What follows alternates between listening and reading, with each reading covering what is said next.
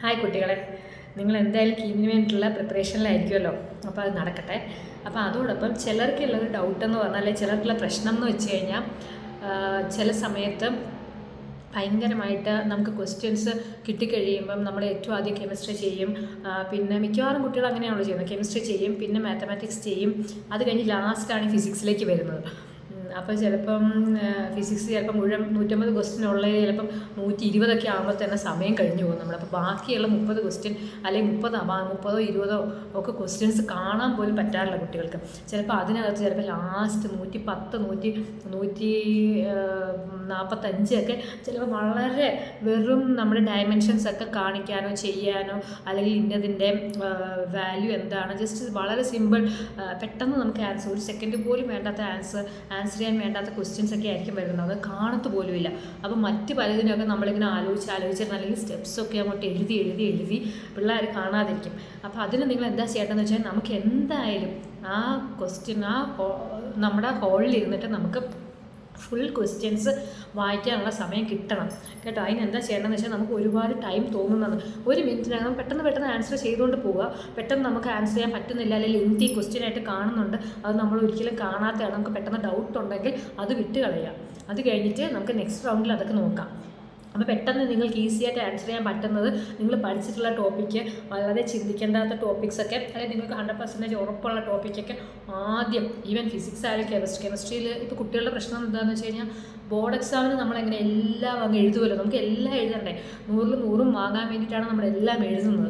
അപ്പോൾ അതേപോലെ നമ്മളിതിനെ കണക്കാക്കണം. ഇത് കോമ്പറ്റേറ്റീവ് എക്സാമാണ്. കോമ്പറ്റേറ്റീവ് എക്സാമിൽ പ്രത്യേകിച്ച് കീമിൽ ടൈം വളരെ ഇമ്പോർട്ടൻ്റ് ആണ്. വളരെ ഈസി ക്വസ്റ്റ്യൻ ആയിരിക്കും. അപ്പോൾ ടൈം ഇമ്പോർട്ടൻ്റ് ആണ്. നമ്മുടെ മാനസിക നിലയും ഭയങ്കര ഇമ്പോർട്ടൻ്റ് ആണ്. അത് ഞാൻ അടുത്ത ടോപ്പിക്കിൽ പറയാം, അടുത്ത വീഡിയോയിൽ പറയാം. ബട്ട് ഇപ്പം ഞാൻ പറയാൻ പോകുന്നത്, കുട്ടികളെ ഉറപ്പായിട്ട് നിങ്ങൾക്ക് ഫുൾ ക്വസ്റ്റ്യൻസ് അറ്റ്ലീസ്റ്റ് വായിക്കാനുള്ള സമയം കിട്ടുക. അല്ലെങ്കിൽ പുറത്തിറങ്ങി വന്നിട്ട് നമുക്ക് ഇനിയൊരു ചാൻസ് വേണമെങ്കിൽ ഇനി 1 വർഷം വെയിറ്റ് ചെയ്യണ്ടേ.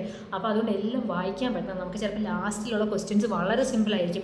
ജസ്റ്റ് ഒരു യൂണിറ്റ് എന്താണ്, ഇപ്പം ഗ്രാവിറ്റിയുടെ യൂണിറ്റ് എന്താണ് എന്നൊക്കെയായിരിക്കും ചോദിക്കുന്നത്. വളരെ സിമ്പിൾ ക്വസ്റ്റ്യൻ ആയിരിക്കും. അപ്പോൾ അവർക്കും അറിയാം നമ്മളിങ്ങനെ ഇവിടെയൊക്കെ സ്റ്റക്കായി പോകും, അതുകൊണ്ടാണ് ഇങ്ങനെയൊക്കെ ഇടുന്നത്. അപ്പോൾ നിങ്ങളത് ശ്രദ്ധിക്കുക.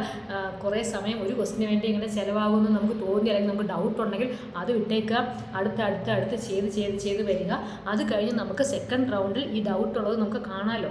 പിന്നെ പലർക്കും പേപ്പറിലൊക്കെ എഴുതാൻ അറിയാമായിരിക്കും, പക്ഷേ കമ്പ്യൂട്ടറിൽ ചെയ്യാനൊക്കെ പെട്ടെന്ന് സ്പീഡിൽ നെക്സ്റ്റ് അടിക്കാനൊക്കെ പ്രയാസമുള്ളവർ, അതുകൊണ്ടാണ് നമ്മൾ മോക്ക് ടെസ്റ്റ് 1-2 എഴുതാൻ പറയുന്നത്. കാരണം അങ്ങനെയാകുമ്പോൾ കുട്ടികൾക്കൊരു എക്സ്പീരിയൻസ് കിട്ടും. അപ്പോൾ അതുകൊണ്ട് നിങ്ങൾ ഒരിക്കലും സ്റ്റക്കായി പോകരുത്.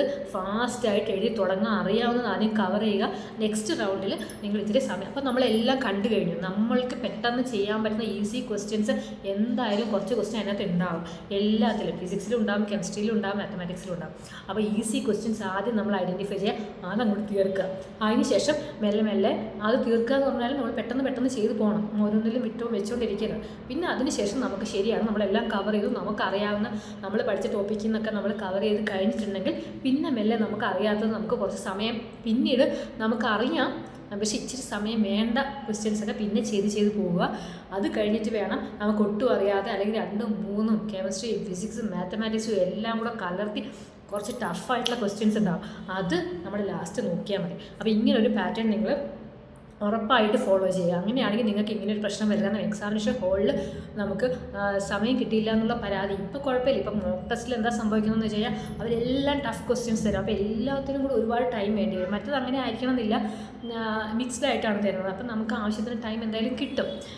നിങ്ങളങ്ങനെ ടെൻഷൻ അടിക്കൊന്നും വേണ്ട, ടൈം കിട്ടിയില്ല എന്ന് പറഞ്ഞിട്ട്. ഇതിന് ടൈം കുറച്ചു എന്ന് പറഞ്ഞിട്ടും കുഴപ്പമൊന്നുമില്ല. കാരണം കുറേയൊക്കെ നമുക്ക് ജസ്റ്റ് തിയറി ക്വസ്റ്റ്യൻസ് ഒക്കെ വരുന്നുണ്ടാവും. അപ്പോൾ നമുക്ക് അതനുസരിച്ചാണ് അവർ ടൈം സെറ്റ് ചെയ്യുന്നത്. പക്ഷേ അൺനെസസറി ഒരു പ്രോബ്ലത്തിന് അല്ലെങ്കിൽ ഒരു ക്വസ്റ്റിന് കുറേ നേരം നിങ്ങൾ സ്റ്റക്കായി ഇരിക്കരുത്. ഇതേമാതിരി ഒരു പാറ്റേൺ ഫോളോ ചെയ്യുക. അതായത് നമ്മൾ ഏറ്റവും നന്നായിട്ട് അറിയാവുന്ന, പെട്ടെന്ന് ആൻസർ ചെയ്യാൻ പറ്റുന്നത്, നമ്മൾ നന്നായിട്ട് പഠിച്ചിട്ടുള്ളത് ആദ്യം അങ്ങ് കവർ ചെയ്ത് 1 റൗണ്ട് പോവുക. നെക്സ്റ്റ് റൗണ്ടിൽ നമ്മൾ മെല്ലെ അഡ്ജസ്റ്റ് ചെയ്ത് കാൽക്കുലേറ്റ് ചെയ്യാനുള്ളതും, അല്ലെങ്കിൽ പെട്ടെന്ന് നമുക്ക് അറിയാതെ കുറച്ച് ലെങ്തി കാൽക്കുലേഷൻസ് ഒക്കെ ഉള്ളതും, അല്ലെങ്കിൽ ട്രിക്സൊക്കെ നമ്മൾ മറന്നു പോയതും അങ്ങനെയൊക്കെ ഉള്ളത് നമ്മൾ അടുത്ത റൗണ്ടിലേക്ക് വയ്ക്കുക. ഓക്കെ.